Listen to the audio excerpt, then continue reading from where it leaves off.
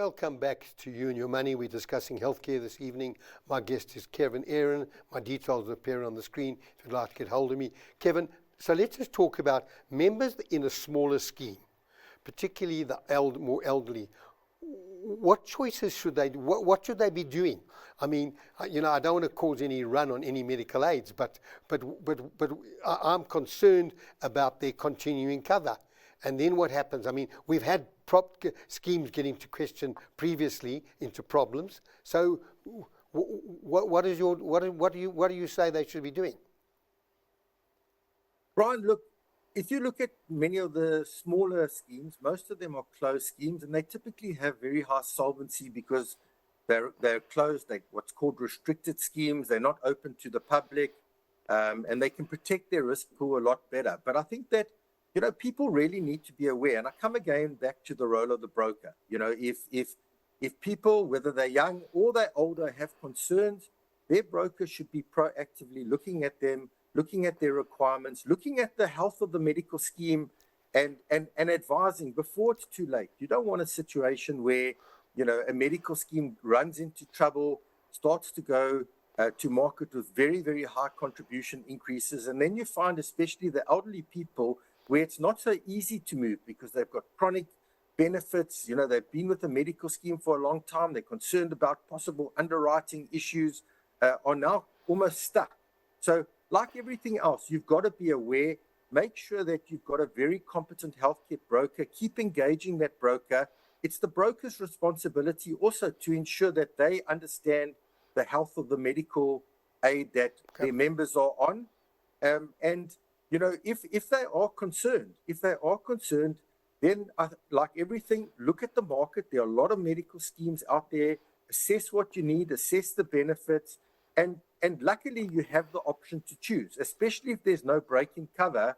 One of the benefits of the Medical Schemes Act allows people to move from one medical scheme to another, and people should be really looking at the long-term sustainability of medical schemes. Kevin, and if they do move, is there an obligation on that medical aid not to impose waiting periods and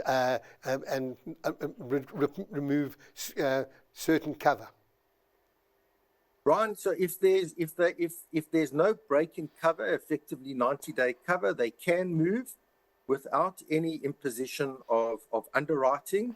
As long as they disclose a condition, they can move. Typically, these people actually are either being underwritten or they are chronic, but they are entitled to move from one medical scheme to another without being underwritten, as long as there's no effective break-in cover.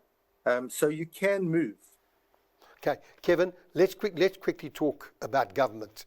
It's facing legal battles regarding NHR. I'm interested in your take on this. We don't have too much time. I do want to get to some emails. What do you think about what's happening with NHR and the legal issues? Thanks, Bryan. I've said it before. I don't think that there's going to be an NHR for the foreseeable future, and I think the foreseeable future is at least the next 20 years. There are many legal challenges. I mean, recently the Board of Healthcare Funders won a case against the government, forcing the president to actually disclose the reasons why he promulgated the NHR bill, and he's now challenging that. I see last week another association called the Health Funders Association have come out instituting legal action against the government in respect of NHR. There's going to be so many legal challenges from all sorts of avenues. I think that people at the moment should not be worrying about the NHR. I think they should be rather worrying about their health, ensuring they're on the right medical aid and that they're getting the right benefits in terms of sustainability of cover. Okay, Kevin, for younger members, obviously, they're not going for these comprehensive medical aids. So what's happened to cross-subsidization? Because you've got the lower members or the more healthy members, the younger members, paying lower contributions. You've got your high claimers. How are the companies dealing with cross-subsidization? Cross-subsidization, Bryan, is a fundamental tenet of a medical scheme. It's really the core of a medical scheme where people are cross-subsidized, and that requires that medical schemes need to attract young and healthy members in, because often younger people tend to claim less than older people just naturally because of aging. So you need, for a medical scheme to be successful, it needs to attract young and healthy people. And that's the biggest challenge that all medical schemes are facing because of various factors such as prescribed minimum benefits, etc. It's easy for somebody at the moment to go join a basic health insurance plan, which might be half the cost of a medical aid. But when they have a real problem, a catastrophe, you actually find that the health insurance plan has a limit where medical aids will pay in full. I'm again on record, I've said it before, I'm really disappointed that the Council for Medical Schemes and the Department of Health have not yet approved low-cost benefit options, because this would allow us to attract younger and healthy people into medical schemes to enable that cross-subsidization. If medical schemes are not able to continue to attract young people, effectively the medical schemes will age, and as they age, the claims profile is going to go higher, claims are going to get more and more, and ultimately it means medical schemes become more expensive. And that's the biggest challenge that medical schemes are facing today is how do we attract young and healthy people into a medical scheme, especially with the fact that the playing fields are not level, where you've got health insurance products that are not subject to PMB. You can go out into the market with something for 400 Rand, but a medical aid cannot offer a low-cost benefit option. Again, I will say to you that there are legal challenges. The Board of Healthcare Funders has legally challenged the CMS. It's on appeal, and we hope in the imminent future that sanity will prevail and that medical schemes will be allowed to compete with health insurance plans by offering low-cost benefit options for young and healthy people. Kevin, why is there a delay? I mean, how difficult is it? I mean, I think about the programs I run, particularly on estate planning, and we talk about power of attorney, that it falls away. We don't have an enduring power of attorney. I can't understand, where are the bottlenecks? It seems so simple to get these power of attorney, low-cost medical aids. It just seems simple to get it through. Why the delay? I have no idea, Bryan, because it's a no-brainer for me. It would ensure the sustainability of the medical scheme industry far more. It would help to attract young people in. It would reduce the cost of medical aid.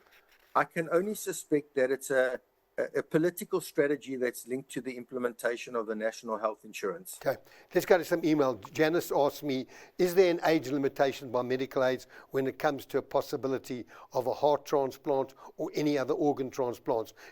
Are there any difference in terms of different medical aids providing this?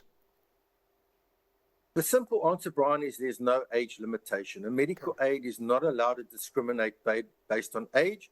If it's a PMB, it gets paid in full, irrespective of age, irrespective of what medical aid plan you are. If something is not a prescribed minimum benefit, it obviously would then be dependent on the rules of the medical scheme, whether typically there would be a limit. In short, if there's a clinical requirement for something like a heart transplant, medical aids would be required to pay for it, and there is no age limitation. Okay, then Tony in East London says, do you think that gap cover is an essential financial tool for retirees?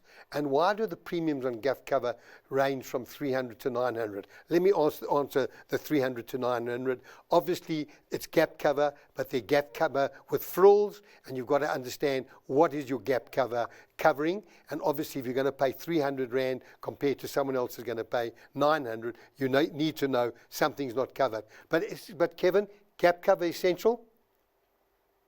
Yes and no. More and more medical schemes, Bryan, are signing up specialists into specialist networks where the specialist rates are fixed and they're contracted. Typically, where gap cover is essential is that when you go into hospital, you'll know that gap cover really applies for in-hospital procedures, and it relates to the specialist. And it's often where the specialist is charging a higher tariff than what the medical aid pays, and the gap cover covers the gap. So it is essential because it could amount to a fair amount of money, but because many medical schemes have implemented substantial specialist networks that actually regulate what a specialist will charge. If you actually go to a network specialist, then you shouldn't really worry too much around the gap cover, because the medical scheme is going to pay it because there's a contractual arrangement. But I would say to your listeners, think carefully about gap cover.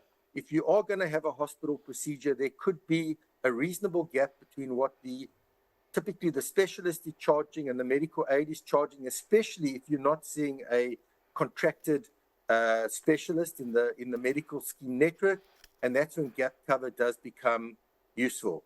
And Kevin, just before we go because we come to the end of the program, if you're in hospital, the hospital calls in the specialists depending on your ailment. And does the hospital consider whether that's a network specialist or not? No, they don't. And I think that typically what happens, unless it's an emergency,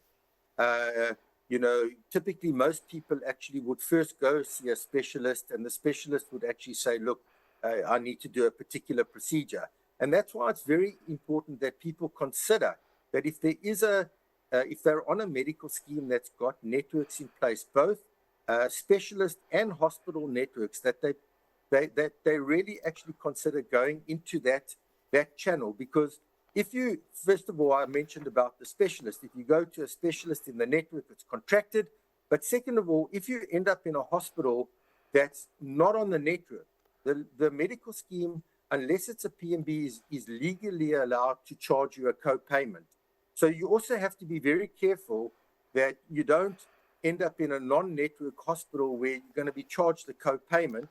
But again, gap cover to some degree does cover some of that sort of penalty. But the ideal is to consider seeing a specialist on the network. And if you need to go into hospital, you'll automatically be then referred into a hospital network.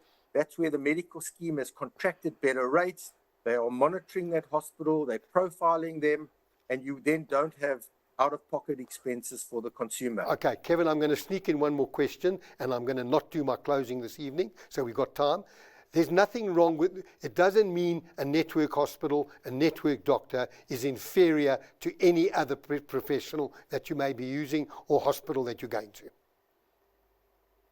Bryan, in fact, it's the opposite in my opinion, because GPs that are contracted onto a medical scheme network, specialists and hospitals, first of all, they contract with service level agreements, they are monitored, they are profiled, there's a commercial agreement, there's engagement between the medical scheme and these network specialists and hospitals, and it regulates how you operate, and typically there's a better price. So in no way is it inferior quality, not in any way. In fact, I would almost argue you're getting better quality because the process is being managed, controlled, profiled, and there's consequence management for poor outcomes. Well, Kevin, thank you for joining this evening. I'm sorry we rushed it. I never got to any of the emails. It's important to note that our program tonight is to provide information and should not be construed as advice.